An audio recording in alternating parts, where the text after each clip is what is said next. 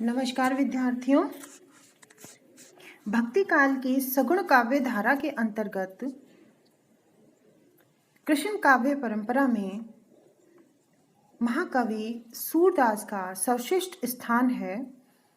उनके पदों की हम व्याख्या कर रहे थे। इसी क्रम में आज हम गोकुल लीला के पद की व्याख्या करेंगे। किलकत कानय घुटरुनई आवत, मणिमय कनक नंद के आंगन, बिंब पकड़िबे धावत। कबहु निरखी हरि आप छाह को, करसो पकड़न चाहत। किलकी हसद राजत द्वे दतियां, पुनि पुनि तिहि अवगाहत। कनक भूमि पर कर पग छाया, यह उपमा इक राजती। करी करी प्रतिपद प्रतिमनि वसुधा, कमल बैठ की साचती। बाल दशा सुख निरखी जसोदा, पुनि पुनि नंद बुलावती।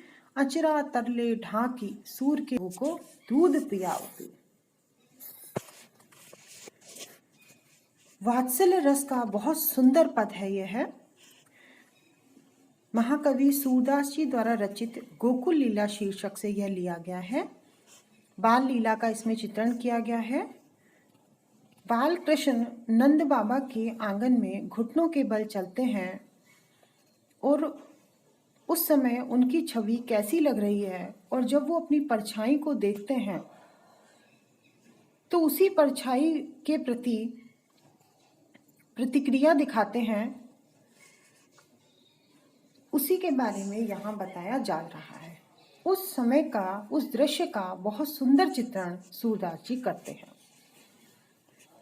सूरदास कहते हैं, किलकत कानय घुटरुनई आवत, कि श्री कृष्ण बाल कृष्ण किलकारियां भरते हुए घुटनों के बल चलते हुए आ रहे हैं। मणिमय कनक नंद के आंगन, नंद बाबा का जो आंगन है वो मणियों से जड़ा हुआ सोने का है, इसीलिए वह बहुत चमकता है और पारदर्शी है। बिंब पकड़िबे धावत, जब वो घुटनों के बल उस मणियों से जड़े हुए आंगन में चलते हैं तो अपना प्रतिबिंब आंगन में देखते हैं और इसीलिए उसे पकड़ने को दौड़ते हैं। कबहु निरखी हरि आप छाह को, करसो पकड़न चाहत।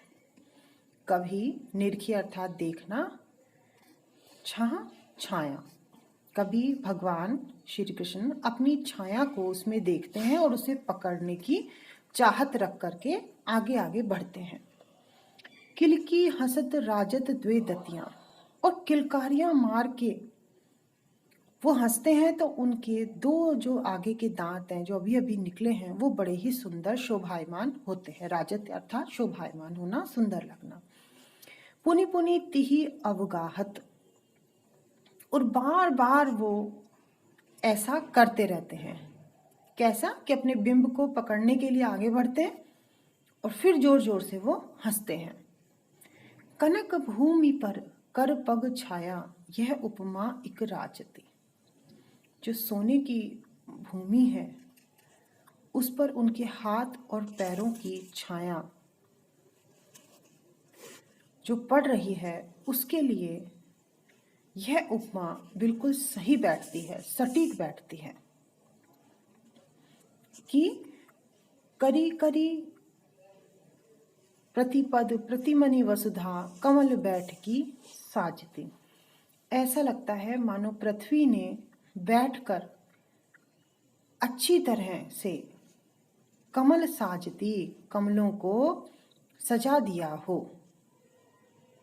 क्योंकि उनकी जो नंद बाबा का आंगन है उसमें जितनी मणियां लगी हुई हैं, हर मणि में उनका प्रतिबिंब दिखाई देता है। उनके हाथ पैर ये सब दिखाई दे रहे हैं, तो ऐसा लग रहा है जो हाथ पैर है वो कमल के समान सुंदर है। इसीलिए ऐसा लगता है जैसे धरती ने अपने पूरे आंगन के अंदर और कमल सजा दिए हैं। बाल दशा सुख निरखी जसोदा, और यशोदा माता के से आंगन में एक कोने में छुप करके अपने बच्चे की यह सब दृश्य को देख रही है, उनकी क्रियाओं को देख रही हैं, तो वह उस बाल दशा का सुख प्राप्त कर रही हैं। पुनि पुनि नंद बुलावती, और वो बार बार नंद बाबा को भी बुलाती है, इसीलिए कि वो भी आकर के और इस बाल रूप का, इस बाल दशा का आनंद लें। अचरा तरले ढाकी, सूर के प्रभु को दूध पियाओती। फिर वह अपने बालक श्री कृष्ण को अपने आंचल से ढक करके और दुग्धपान कराती हैं। सूरदास जी ने बहुत ही सुंदर चित्रण वात्सल्य रस के साथ इसमें किया है। बाल श्री कृष्ण की बाल रूप का, बाल क्रियाओं का, प्रतिक्रियाओं का चित्रण इसमें किया गया है। उपमा, उत्प्रेक्षा, अलंकार है और वात्सल्य रस है। वात्सल्य रस में भी संयोग वात्सल्य का चित्रण इसमें किया गया है। अब हम अगले पद पर आते हैं। वृंदावन लीला।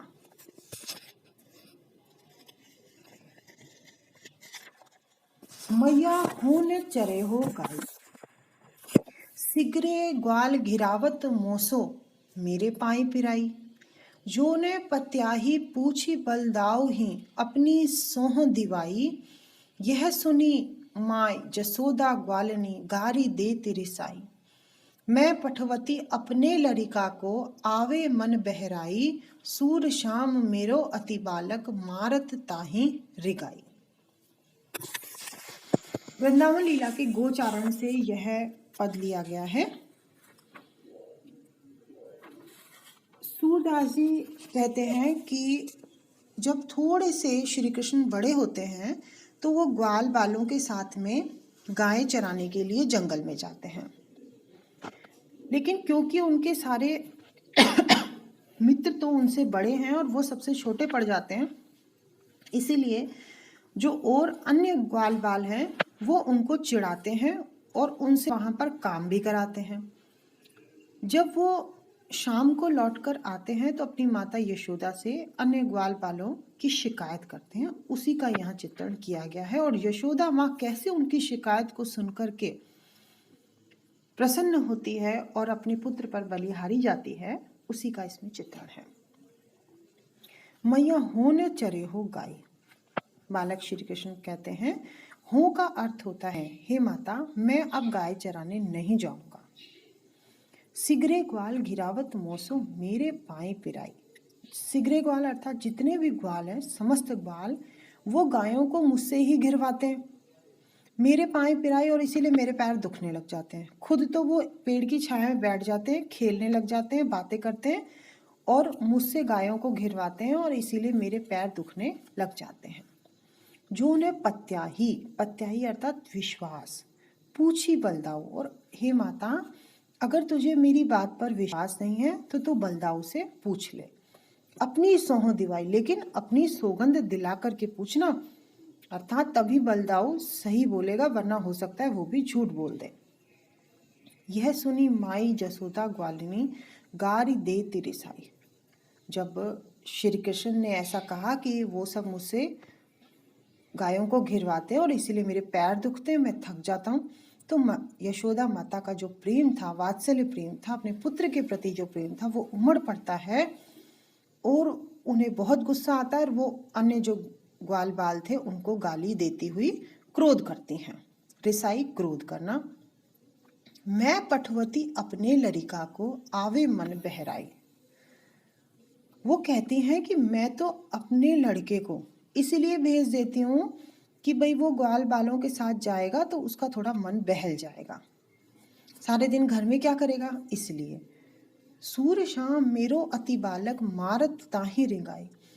सूरदास जी कहते हैं कि यशोदा कहती हैं कि मैं तो अपने बच्चा, मेरा जो बालक है वो तो बहुत छोटा है, अति बालक है, वो बहुत छोटा है और अन्य ग्वाल बालों की तुलना में तो बहुत ही छोटा है, फिर भी ये सब उसे गाय घिरवाते हैं और उसको काम करा करा करके उसे परेशान करते हैं। यहाँ पर सूरदास जी ने कृष्ण बाल लीला का चित्रण किया है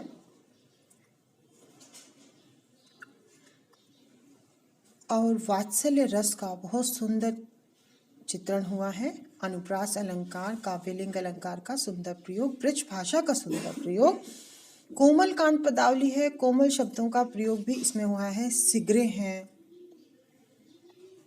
बहराई, लरिका जैसे सुंदर शब्दों का प्रयोग किया गया है। अब हम अगले पद पर आते हैं। मुरली तव गोपाल ही भावती, सुन रे सखी जदपि नंदलाल ही नाना भांति नचावती, राखती एक पाई ठाड़ो करी अति अधिकार जनावती, कोमल तन आज्ञा करिवावती, कटि टेढ़ो होए आवती, अति अधीन सुजान कनोड़े गिरधर नारी नवावती, आपुन पोड़ी अधर सज्जा पर कर पल्लव पलुटावती, भ्रकुटी कुटिल नैन नासापुट हम पर कोप करावती, सूर प्रसन्न जानी एको छिन धरते शीस ढुलावती।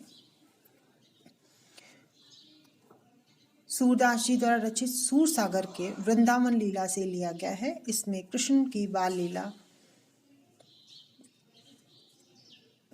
का चित्रण है। बाल लीला या हम कहें कि जब श्री कृष्ण रास लीला किया करते थे और मुरली बजाते थे, उस समय का चित्रण है जब वो ब्रज में ही थे और अपनी मुरली बजाने में वो मस्त रहते थे। और जो गोपियां थी उनकी तरफ उनका ध्यान नहीं जाता था, तो गोपियां मुरली से ही द्वेष रखने लगी, जलन रखने लगी। यहाँ पर उसी का चित्रण किया गया है। सूरदास जी कहते हैं कि मुरली तव गोपाल ही भावती, ये जो मुरली है ये गोपाल को बहुत ही अच्छी लगती है, बहुत भावती है, उसे अच्छी लगती है। सुनिरी सखी जदपि नंदलाल ही नाना भांति नचावती, एक गोपी दूसरी गोपी से कहती है कि हे सखी, मुझे तो ये समझ में नहीं आता कि ये मुरली नंदलाल को अलग अलग प्रकार से नचाती है, फिर भी यह गोपाल को इतनी क्यों अच्छी लगती है। राखती एक पाई ठाड़ो करी, ये एक पैर पर उन्हें खड़ा रखती है, ठाड़ो अर्थात खड़ा रखना। अति अधिकार जनावती, अपना बड़ा अधिकार उस पर इन पर जताती है। कोमल तन आज्ञा करिवावती, श्री कृष्ण का कोमल तन है फिर भी अपनी आज्ञा मनवाती है। कटी टेढ़ो है आवती, और क्या आज्ञा करवाती है कि अपनी कमर को टेढ़ा कर लो, तो बेचारे कमर को टेढ़ा करके खड़े, एक पैर पे खड़े रहते हैं। अति अधीन सुजान कनोड़े गिरधर नारी नचावती, कनोड़े का अर्थ होता है कृतज्ञ होना, और ये उसके अधीन होकर के बड़े ही उसके प्रति कृतज्ञ रहते हैं। वो जो कहती है वो करते जाते हैं। नारी अर्थात गर्दन, गिरधर नारी नवावती, की जो गिरधर हैं वो उसके आगे अपनी गर्दन को झुका लेते हैं। आप उन पोड़ी अधर सज्जा पर कर पल्लव पलटावती, देखो इतनी चालाक है ये कि खुद तो श्री कृष्ण के होठों पर विराजमान रहती है